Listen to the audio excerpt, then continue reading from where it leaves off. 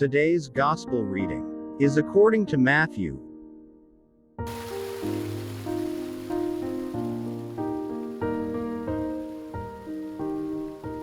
On that day, Jesus went out of the house and sat down by the sea.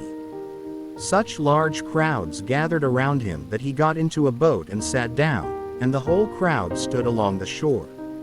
And he spoke to them at length in parables, saying, A sower went out to sow.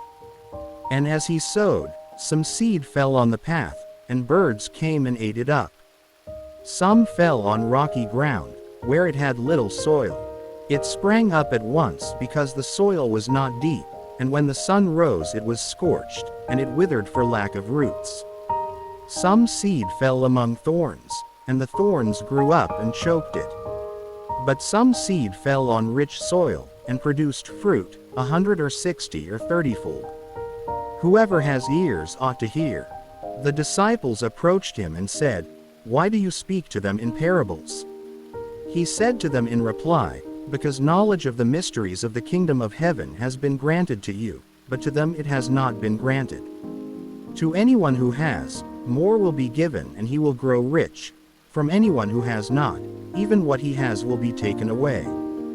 This is why I speak to them in parables, because they look but do not see and hear but do not listen or understand. Isaiah's prophecy is fulfilled in them, which says, You shall indeed hear but not understand, you shall indeed look but never see. Gross is the heart of this people, they will hardly hear with their ears, they have closed their eyes, lest they see with their eyes and hear with their ears and understand with their hearts and be converted, and I heal them. But blessed are your eyes, because they see, and your ears, because they hear. Amen. I say to you, many prophets and righteous people longed to see what you see but did not see it, and to hear what you hear but did not hear it. Hear then the parable of the sower.